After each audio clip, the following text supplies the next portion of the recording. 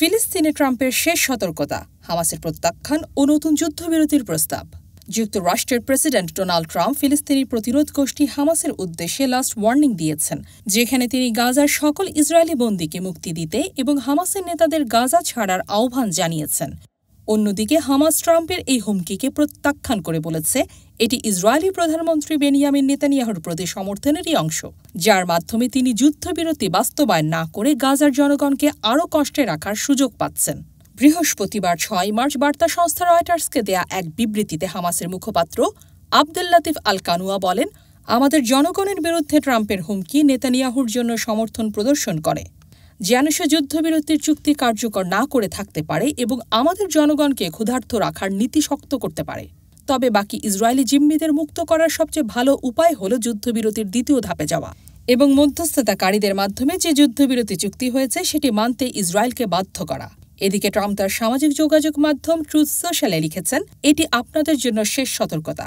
হামাসের নেতৃত্বের জন্য এখন সময় এসেছে গাজা ত্যাগ করার। আপনাদের জন্য এখনও এই সুযোগটি রয়েছে। তিনি আরও বলেন, গাজার জনগণের কাছে আমার বার্তা, আপনাদের জন্য একটি সুন্দর ভবিষ্যৎ অপেক্ষা করছে, কিন্তু যদি আপনারা জিম্মিদের আটকে রাখেন তাহলে তেমনটি হবে না। যদি আপনারা তেমন কিছু করেন তাহলে আপনি মৃত। স্মার্ট সিদ্ধান্ত নিন। তবে গাজার সাধারণ মানুষ ট্রাম্পের এই হুমকিকে গুরুত্ব দিচ্ছে না বলে জানায় আল জাজিরা। একজন ফিলিস্তিনি বলেন, আমাদের শেকড় গাজা উপত্যকায়।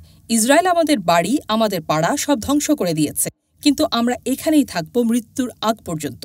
এই পরিস্থিতির মধ্যে যুক্তরাষ্ট্র হামাসের কাছে ৬০ দিনের যুদ্ধবিরতির নতুন একটি প্রস্তাব পাঠিয়েছে, কিন্তু প্রস্তাব অনুযায়ী হামাসকে ১০ জন জীবিত ইসরায়েলি বন্দীকে মুক্তি দিতে হবে এবং বিনিময়ে ৬০ দিনের জন্য সব ধরনের সামরিক অভিযান বন্ধ থাকবে। স্কাই নিউজ আরাবিয়া জানায়, যুক্তরাষ্ট্রের দেয়া প্রস্তাবে গাজা মিশর সীমান্তের ফিলাডেলফি করিডোর নিয়ে আলোচনার পাশাপাশি যুদ্ধবিরতির দ্বিতীয় ধাপের আলোচনা শুরুর কথাও বলা হয়েছে। তবে কবে এবং কিভাবে যুক্তরাষ্ট্র এই প্রস্তাব হামাসের কাছে পাঠিয়েছে তা এখনও নিশ্চিত নয়। হামাসের পক্ষ থেকে জানানো হয়েছে তারা প্রস্তাবটি পর্যালোচনা করছে। যুদ্ধবিরতির দ্বিতীয় ধাপে দখলদার ইসরায়েল গাজার সব ধরনের হামলা বন্ধ করবে, সৈন্য প্রত্যাহার করবে এবং মানবিক সহায়তা প্রবেশে বাধা দেবে না। এরপর শুরু হবে গাজার পুনর্গঠনের কাজ।